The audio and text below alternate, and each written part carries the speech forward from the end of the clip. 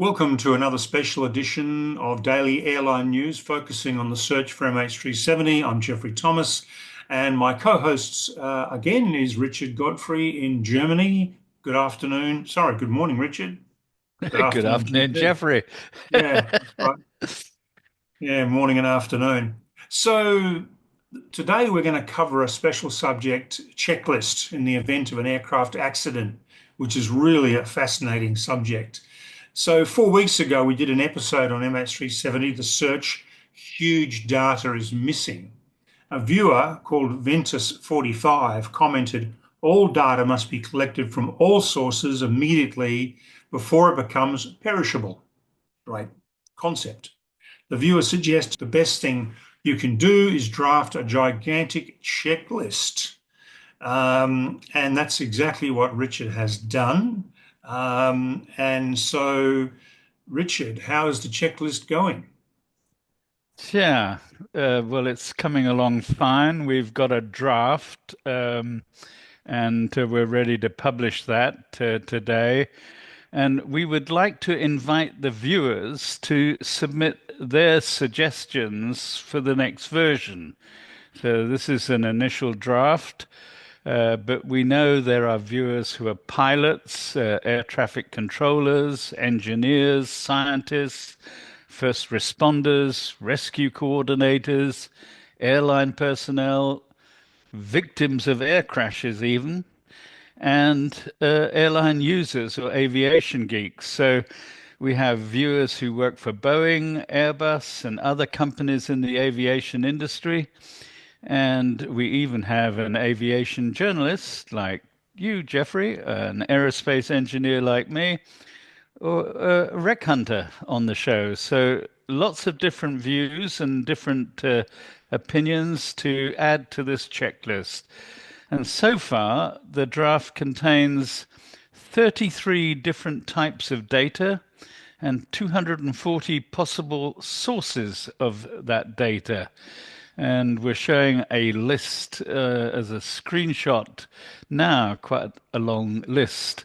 And all the sort of usual things you'd expect to find in ADS-B data or ADS-C data and the flight plan and radio VHF and HF and SATCOM recordings. So the whole raft of different kinds of data and where we can get it from, which organization or system would be responsible for holding that data. So, Richard, can you give us an overview of that checklist? Yep, the moment there are 95 items on the checklist, and it's divided into 9 different phases. When an aircraft goes 10 minutes beyond making a routine call when checking in, the first phase is called the uncertainty phase. This consists of 7 steps, checking basically what the situation is. So, for example, has there been a loss of radio contact for more than 10 minutes? That's a key ICAO indicator that there might be uncertainty regarding the aircraft. Has the aircraft been identified on radar by ATC, and is it still within radar or ADS-B range? If the aircraft has left radar coverage and is 3 minutes overdue at a mandatory reporting point. So there are different triggers which we're listing on the screen, which can indicate there is uncertainty about an aircraft. Then the next phase is the alert phase. So now we've gone maybe 20 minutes without a radio contact, and we start to be more concerned. So the next level on the ICAO indicators is this alert phase. And we start to ask questions about whether there was an urgent weather report, for example, from the pilot, a so-called PIREP, PIREP. Is the aircraft experiencing turbulence or wind shear or icing and poor visibility, rain, ice, snow, fog, haze, smoke, dust, or volcanic ash even? Is the aircraft experiencing unpredicted headwinds? So we start to ask a few more questions about what's going on. So what happens then, Richard, if all the checking does not clarify the situation? What do we do next? Well, then comes the third phase from the ICAO, the distress phase. Then we start to consider the aircraft is in a distress situation. And the key questions to ask then is the pilot able to aviate, or is there any evidence of a loss of control? Is the pilot able to navigate the aircraft? Are the visual or instrument flight rules in operation, for example? Is the pilot able to communicate? Has communication been established, and when was it last established with the pilot? A key question is, has there been any Mayday or Pan call received, or whether the transponder code has been changed to 7700 indicating an emergency, or 7500 indicating a hijack. And obviously, with the new GAD system, we want to know if any of those ADT or LADR or ELTT have been activated. In other words, whether there's been a COSPAS SARSAT SIT 185 distress message that has been put out to the appropriate rescue coordination center. So there's a whole bunch of questions about the nature of the distress and the pilot's intentions that come into focus in this distress phase. So what are the immediate steps taken when an aircraft is in distress? Well, the first thing you want to know, and if there's a GAD system in operation, you'll get a lot of these information automatically. The first thing you want to know is the position, the current position of the aircraft, and whether that is over land or whether that's over the ocean. You also want to know the weather at the current position. You want to establish the aircraft identity. It has an ICAO designator, which will immediately tell you the aircraft type and who the airline operator is. You also want to know things like what's the nearest airport to the aircraft, and if the aircraft has deviated towards that airport. You want to know what the flight plan was, whether there were position reports every 5 minutes on the ACARS system. You want to know the current phase of flight. Is it in takeoff or climb or cruise or descent or landing? A whole bunch of information which you immediately would require. So following that, what happens next? Well, you try to ascertain what the pilot's intentions are. And that obviously depends on the pilot being able to communicate some way or another. And it also depends whether the aircraft is over land or sea. So if it's over land, is a forced landing intended? Have then the rescue services been alerted? Has the military been alerted? Where is the nearest helicopter base with rescue and medical personnel?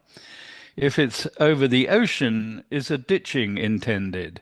Are there any military or civilian ships in the vicinity?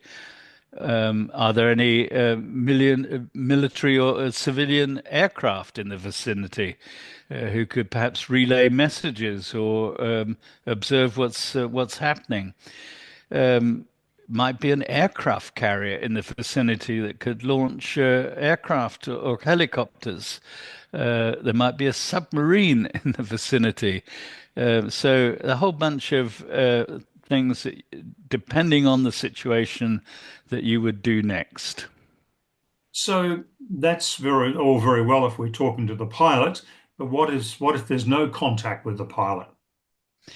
Well, the first thing then is to consider whether a hijack or a aircraft malfunction has occurred. So, number one, is a hijack taking place? You can pick that up from the transponder code, but only, of course, if the transponder is operational. You would then scramble fighter jets within 3 minutes to try and intercept the aircraft, which didn't happen in the case of MH370, for example. You'd want to know if the ACAO system is operational. Maybe the hijacker has forced the pilot to switch off the SATCOM.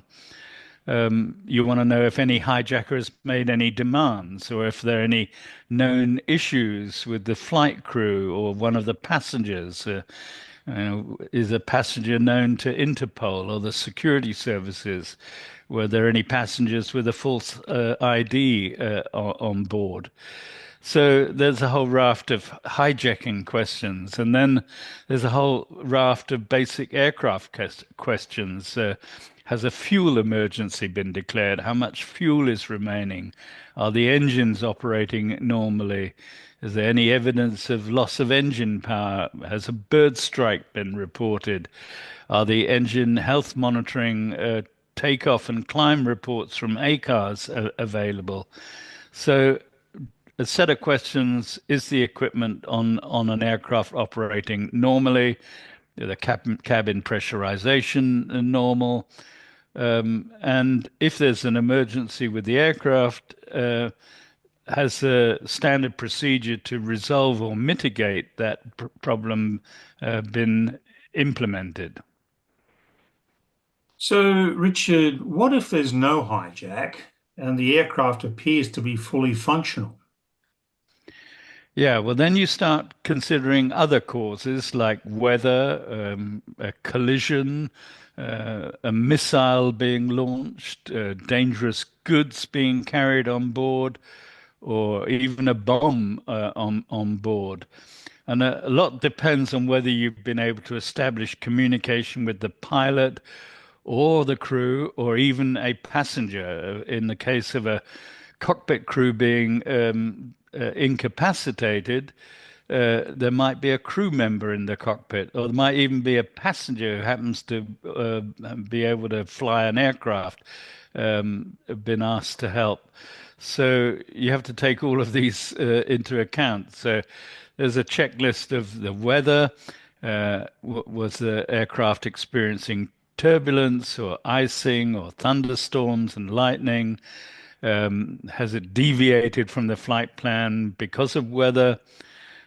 Questions about mid-air collision or abrupt maneuver or near miss, which you can see on radar and ADS-B data.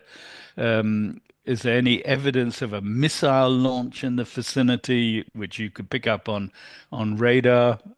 Are there any dangerous goods in the cargo manifest? So there's another set of questions that you have to go through to consider all the other possible causes. And if you then draw a blank, such as the case of MH370, what do you do then? Well, that's when you get to the missing aircraft part of this checklist. When an aircraft goes missing without a trace and there's no obvious cause for the reason behind that, then you start to go through the set of huge data missing that we talked about previously. So, is there any satellite data, satellite imagery, optical, infrared, or radar data? Has the aircraft been detected by any military or over the horizon radar? Has the aircraft been detected by any AWACS or airborne radar in the vicinity? Are there any known issues with the aircraft? What was the maintenance track record on the aircraft? Have there been any eyewitness reports from ships or aircraft in the vicinity, or even a sailor in the middle of the ocean who was in the vicinity? Have any of the crew or passengers made calls and using their mobile phones? One of the things we hardly have any data on MH370. And then there are other kinds of information you can get from seismic anomalies or from any floating debris that have been found, and the analysis of the drift of that debris and the evidence from that debris in terms of material science and damage, and in terms of ecology and marine biology on the material. We talked about the barnacles, for example, on the flaperon. And then any other hydroacoustic anomalies or tsunami early warning system anomalies. So quite a long list to go through and to grab the data before it is becomes perishable, as Ventus 45 commented. Look, there sure is. It's amazing just how many items there are to consider, and how many, for instance, forensically, how many clues there might be in the disappearance of an aircraft. When you look at all these things now, and you look at what happened with MH370, so many opportunities were missed, because it would appear that some elements of the country or the military or whatever were asleep at the wheel, or simply didn't want to give that information up. Yeah, so we have published in a link below an Excel spreadsheet with this full set of data. And it's, as I say, a first draft. So we really do look to the viewers to put their suggestions forward of what needs to be added to this checklist. And then I think we should publish the final version of the checklist, and hopefully people will pick up on that, including the ICAO and the regulatory authorities in different countries who are then responsible for any crash investigation in the future, when an aircraft like MH370 just disappears without a trace. And hopefully, this checklist will be then a useful tool to make sure we cover all the bases. Indeed. Now, listen, on the subject of ICAO, as viewers will know, Richard and I have been banging on, if you like the word, or we've been remonstrating about the fact that ICAO needs to take a role in crash investigations. And we've been doing this now for probably 3 months, Richard, haven't we? Been talking about Yep. this as a major issue. And some viewers may know this already, but many will probably not. 3 days ago, the International Civil Aviation Organization, which is the governing body of aviation, it's a United Nations body, it's based in Montreal, and they came out with a declaration that Russia was responsible for the downing of MH17, the Boeing 777 over Ukraine in July 2014. So this is the first time in ICAO's 80-year history that it has adjudicated on a crash and declared that Russia was at fault for shooting this aircraft down. Let's hope it's not the last time they do this. And I really urge them to look more seriously at getting involved in more air crashes where the report by the country involved is seriously substandard or completely incorrect. You agree, Richard? Yeah, I think we pointed out several times that when investigators involved disagree on a report, or there are huge chunks of a report just simply not available, or in the case of China Eastern, we only get a one pager, which is an insult, then it is quite clear to me the ICAO need to get involved. And I greet their statement regarding MH17 and the involvement of Russia in that shooting down of a MH17 flight. I think MH370 and other crashes like China Eastern are also an opportunity for the ICAO to get involved. Another one would have been Silk Air, where the United States NTSB did not agree with the Indonesian. They issued a 48-page rebuttal of it. Another one more recently, and this is really controversial in the wider community, but not within the industry, the BIA, the French investigator who was party to the Ethiopian 737 MAX crash. They're party to it because the engines on the 737 aircraft are a joint venture, CFM International, which is SNECMA of France, and CFM of General Electric, I should say, of the United States. They were the ones who read the cockpit voice recorder and the flight data recorder. When the Ethiopians produced their preliminary report, the French protested and said that you've left out lots of stuff which implicates the pilots and all the mistakes they made. And the Ethiopians refused to include that in the report. So BIA actually published it on their website, which is unprecedented of them to do that. So that's another case where ICAO should have intervened in that report. And there are many other cases as well. Yeah, so we're driving at openness and transparency. And the reason is that we learn the lessons from these accidents to improve aviation safety for everyone in the future. And that's a very good point, Richard, because with many, many airlines around the world today, there's a system for the pilots called no fault reporting. And if they make a mistake or they mess up on something, if they report it, they're not penalised because that's a mistake that any of them could make. They're reporting something, gee whiz, this happened. How come this happened? And it's all about safety first and reporting any incident, any little mistake that you make, because that will prevent it happening again with possibly far worse consequences. So, Yeah, well, if we're honest, we all make mistakes at yeah, some time or even the other. even you and I. Yeah, and if we can own up to that and put it right and apologize, move on, learn the lesson from it, then that's great. But if we just cover it up, then that's not helpful.